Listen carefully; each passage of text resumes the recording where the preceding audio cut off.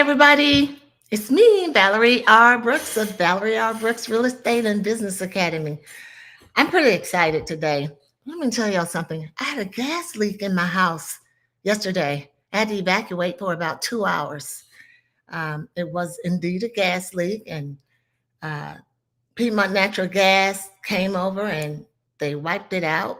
But they did let me know that it had been leaking for a while, and it was good that it happened the way it happened, simply because had I been asleep or had someone else been asleep in the house, it wouldn't have been pretty. So that's just an evidence of God looking out for me. And I'm just letting you see how God works in mysterious ways. And he's always working for us. And so he's like, okay, Valerie, it's not your turn.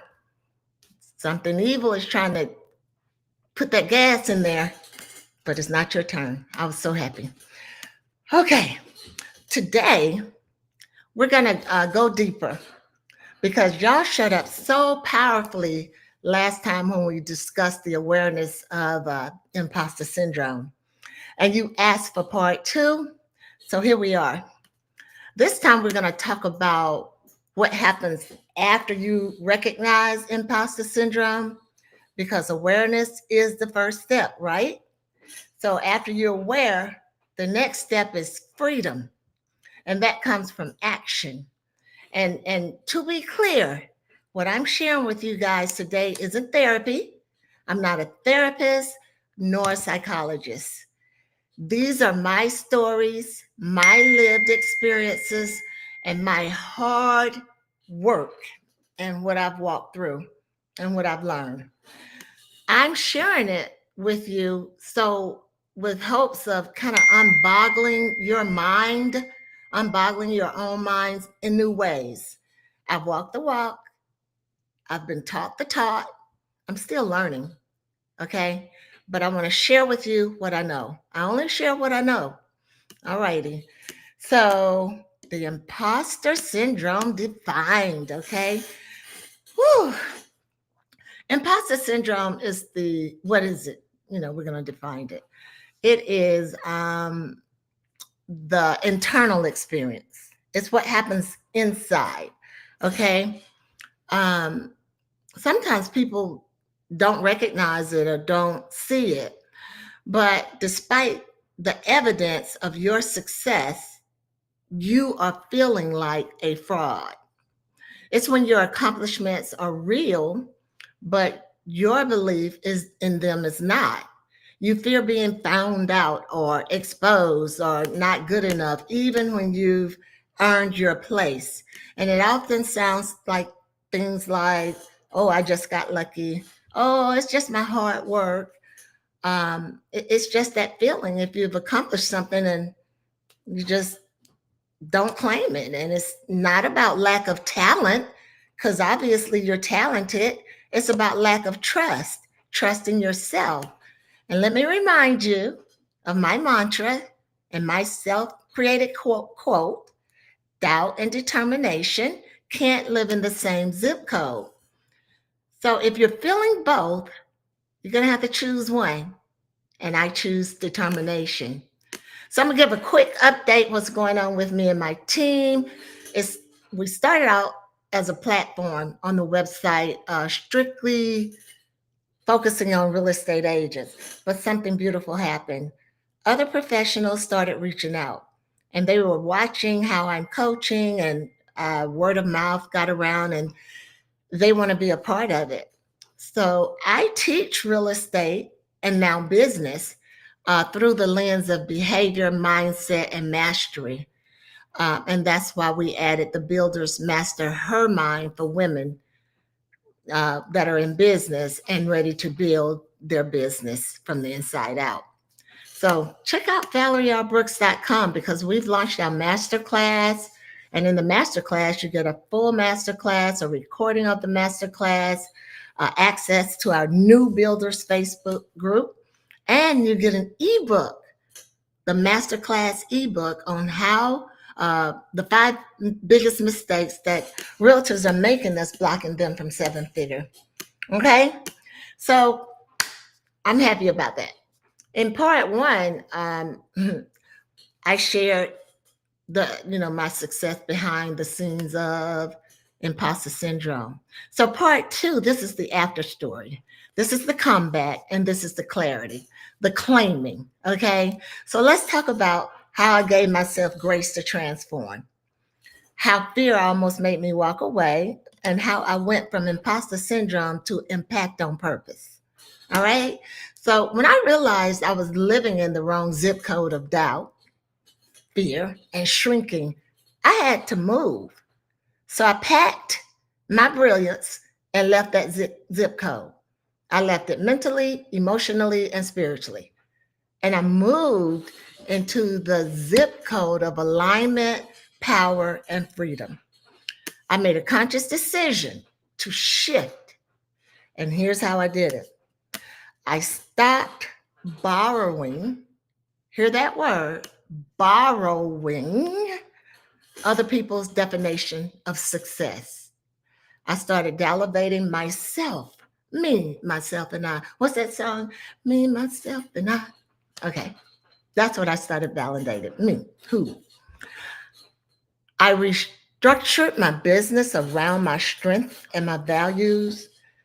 I wanted to feel good in my structure because I wanted to know I built this structure, and who better can I trust than me?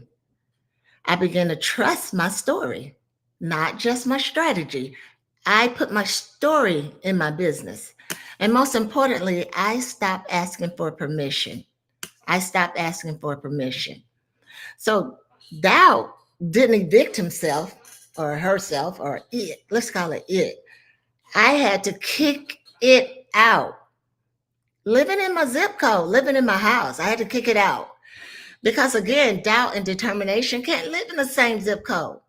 So hear me out. Doubt still tries to come back and visit all the time, all of the time.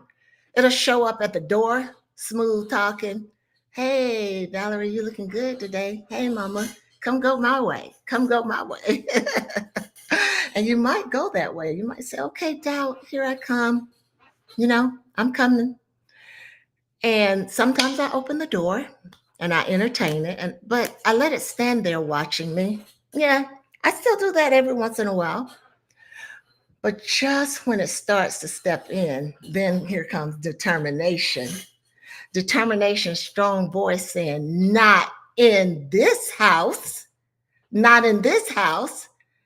Because determination kicks that door wide open and drop kicks doubt. That's my sister's very word, favorite word, drop kick. Determination drop kicks doubt. And determination kicks doubt into the abyss. And I'm going to give you two different examples, but the underlying message is going to be the same, okay? Now, one of my clients told me about 3 weeks ago uh, something that stopped me cold. I was like, wow, this is amazing. She said that when she was growing up, her family was the one that everyone admired. They had the big house, the cars, the clothes, the smile. They were all good looking. But inside those walls was chaos and pain. We didn't go into detail. I don't need to go into detail. But she had to keep up that appearance, pretend everything was okay. She learned to perform. She learned to present, and that was in safety, but she was living in fear. And now in her adult life, in her business, and she's doing very well in the business, every time she's celebrated, the spotlight is on her, she feels like a fraud. Now, it's not because she's not capable, but because her entire life trained her to disconnect from reality and lean into presentation. She and I came to that conclusion because that's imposter syndrome, but it's deeper. Survival mode has to kick in when you're entering into the imposter syndrome. Now, again, I'm not a therapist or a psychologist, so she and I realized this together. Her breakthrough has it can't come from performing better. It can come from being real. Just be real. You cannot change your past, but you cannot bring that past in here to make you feel like a fraud. You cannot do that. Okay? Whew. Let me give you my example.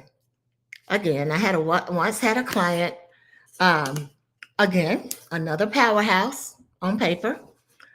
She was single, bought a $1.1 million house on her own. Yeah, I think during that time there was so many women in corporate America climbing the stairs and just kicking butt. But around that same time, I had started rocking big, bold, beautiful curly hair, and I loved it. I wish I had a picture I could show you guys. That color was copper and golden color, and I got so many compliments off of that hair. It looked great. But one day we were out walking, and she looked at me and said, "You won't be able to keep attracting executive clients with that hair." Whew. That comment made its way into my house, into my head, and started settling in, Because I admire her, I started shrinking under her words. And that's when doubt tried to sneak in, whispering, she might be right. She might be right. Tone it down, be more polished. Maybe you're not enough as you are. Okay? But then determination showed up. So I looked in the mirror and I said, to hell with her insecure, fearful option. That belongs to her. That option belongs to her. If she didn't want to wear big curly hair, then don't wear it. I continued to wear my big curly hair, and it became my signature. People started saying, Valerie, um, I know when you're in the room, we see your hair. And when I started wearing it a different way, I've had several people recently saying, where's the big hair? We're looking for the big hair. And they're executives and they're people. They're first time home buyers, second time home buyers, and luxury home buyers. I've never had anybody not hire me because of my hair. So I refuse to let that moment make me doubt my presence at this time. I refuse to let her insecure statement make me doubt my power of my identity. And that, my friends, was imposter syndrome trying to make a move. Y'all get that? Imposter syndrome comes to you in different ways because that's what it does. It sneaks up through admiration while you're admiring yourself, through subtle criticism, through a voice you almost trust. But you can't trust that voice over you. You can't trust that voice over you. Now, that voice doesn't shout, it whispers because it's sneaky. It's sneaky. And maybe you're too much. Maybe you should shrink. That's what it'll say. Maybe you should shrink. Maybe you need to change to belong. Maybe you should not wear that curly hair. But instead of shrinking, I decided to stand tall in all of who I am. Imposter syndrome says you're not enough, but confidence says I'm not changing my crown for your comfort. I'm not doing that. My hair didn't block my blessings, it crowned my blessings. You get it? Hair, crown. So that's how you start getting rid of imposter syndrome.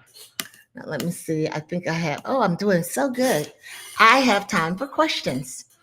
I just hope that you all get it. If you don't get it fully, uh, contact me through my website, ValerieRBrooks.com. I'm going to ask my team to put the website in the chat. also there's a QR code that can take you straight to my website. You don't have, if you want to sign up for a class, you can, but if you don't, just want to sign up for a quick talk with me, go ahead and do it. It's on the site. So, Valerie, what was the moment you realized you were experiencing imposter syndrome in your career? I think that I discussed this last week, and I think that moment came when I had hundreds of awards, clients praising me, and magazine features. I still get that, but now I revel in it. But yet I didn't feel like I had arrived then. I kept thinking, why all the hype? Why all the hype? I am just doing what I love. I am just doing what I love. And that disconnect between success and self belief, that was the imposter syndrome. And that's when I realized it and started working on myself to climb out of it or to pack up and move. Because, wrong zip code. How did you manage to start believing in your own abilities as an entrepreneur, as a real estate broker? I said this last week too. I looked at my receipts. The lives I've changed, the homes I've sold, the agents I've coached and mentored. I stopped minimizing what I had built and started affirming that I earned every bit of my seat at the table, and I started creating my own table. I started going where I was truly celebrated, not tolerated. And I paid attention to what triggered me because sometimes the trigger will reveal where you don't fully trust yourself and your own value. So I paid attention to it. Something happened yesterday that could have triggered my doubt, but I didn't let it because determination showed up and did his little drop kick. I'm kicking over here. You can't see me. Valerie, were there specific strategies or mind shifts that helped you overcome imposter syndrome? Yes, I said earlier, I gave myself permission to be both excellent and evolving. Alrighty? I stopped shrinking to avoid masking uncomfortable. And that was hard. I will tell you that because I'm an introvert by nature.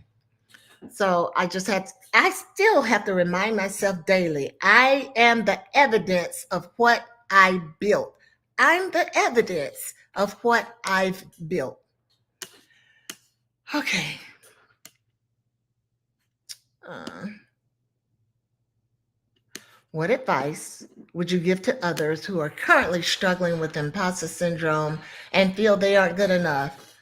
Stop waiting to feel ready. Stop waiting to feel ready. You don't have to feel worthy to be worthy. Does that make sense? You just have to decide this is my season to show up anyway. And remember, doubt and determination can't live in the same zip code. Another one, same house. One of them has to go, has to get out of here. Okay? How do you keep going when imposter syndrome hits you out of nowhere? I pause, I breathe.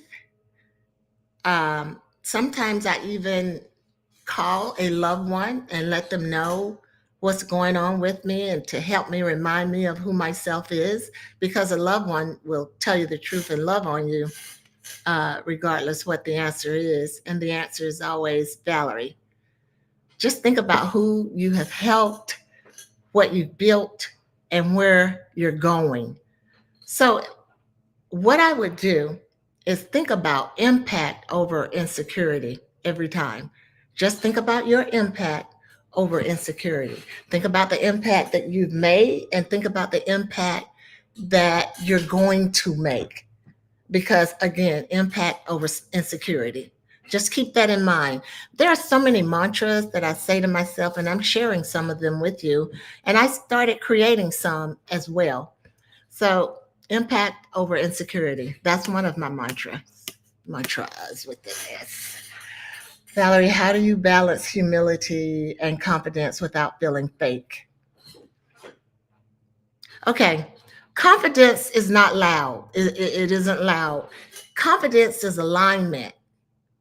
Okay, so I remind myself that owning my greatness is not arrogance, it's stewardship. That's what it is.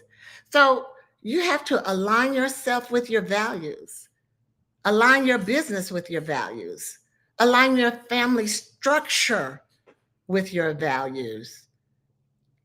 And once you start doing that, you can balance humility and confidence. You can do that. It's not easy. I know I make it sound easy, but it certainly can be done. It certainly can be done. Okay. You know what? I think I have some chats coming in, but I don't know how to look at it today. I had a little bit of technical difficulties before we got on today. It's something that I always do. I'm always trying to figure out things and kind of screw up the system. Valerie, how can I tell the difference? Oh, this is good. This is good. How can I tell the difference between growth and self doubt? I got it. Growth feels uncomfortable, but self doubt feels like shame in disguise. You know, you can be uncomfortable in growth because you're growing, and so you're learning how to become comfortable in being uncomfortable. But self doubt feels like shame. It's not, it's a dreadful feeling. It's a feeling that although it will keep you comfortable because you may be reveling in, yeah, that's right. I'm not built for that. I don't deserve that. And that's the difference, because the difference in the uncomfortable growing with being comfortable in that being uncomfortable, that's growth. I hope you understand that. What's your go to affirmation when imposter thoughts creep in?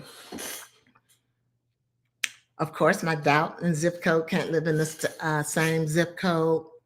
I have a message that says, I am the message. I am the message. I am not a mistake. What else? Oh, I don't need to belong. I certainly don't need to belong. I was built to stand out. If they go left, it's okay that I go right, because I've been doing that all my life.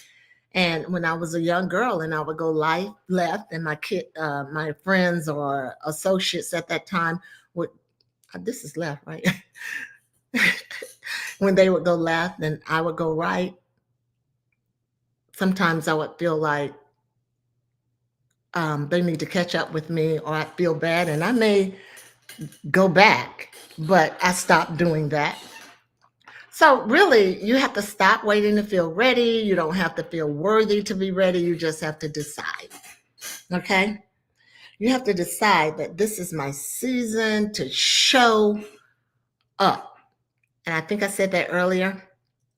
And being uncomfortable, growing, and uh, I'm trying to find a word, just feeling uh, shameful in not growing, they can't live in the same zip code either. That's the way you can look at it. It just came into my head. What you should do, I relate everything to real estate. And I noticed that when some people are looking for a home, they know what they want and they have the means to get it. Okay? But fear will have them battling the process along the way. And not just battling the process, they'll battle the mortgage lender. They will battle with me. And that's their fear kicking in. And I am so happy that I learned that, because had I not learned that, I would have walked away from a lot of clients. You have to put up with their fear and their doubt, because they don't know that that's kicking in. So I think that's a good one. The way you know that is doubt is that it shows up in unattractive ways. And when clients lash out, it may be uncomfortable as long as they're not lashing out and saying personal things to you or calling you names.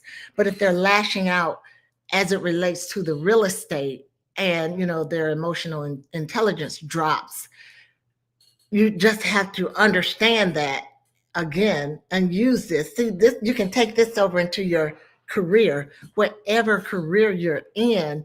If you're working with people, you're going to have different personalities and you're going to have different people saying different things to you. So if you're going to be the bigger person, you either have to learn when these lash outs are something you can tolerate or not. Because on the other hand, if you let the lashes out and if they become like personal attacks, you won't be able to live with yourself if you just allow that. So discern the difference. Know this is great. Learn what triggers clients. And this is real estate and this is any business. Just learn what triggers clients. And you'll start feeling comfortable with, okay, they're a little bit upset because they're asked to bring a little bit more money to the table. Okay, they're a little bit upset because everything is going right. They're scared. They're not ready yet. They don't think they're ready yet, but they're ready. So you let them go through the process. I hope that answered your question. I kind of went left a little bit. Okay, does everybody, I hope, I'm doing good on time, but I hope you guys really, really understand what the imposter syndrome can do for you and what it can do against you. Imposter syndrome is not attractive. So if this talk shifted you, imagine what working together could do. Go on over to ValerieRBrooks.com and explore my courses. I just, you know what, even if you don't sign up, I just want you to see the website. I'm so proud of it. My team did that, okay? If you like this, DM the word power to me to stay connected and keep building. And remember, doubt and determination cannot live in the same zip code.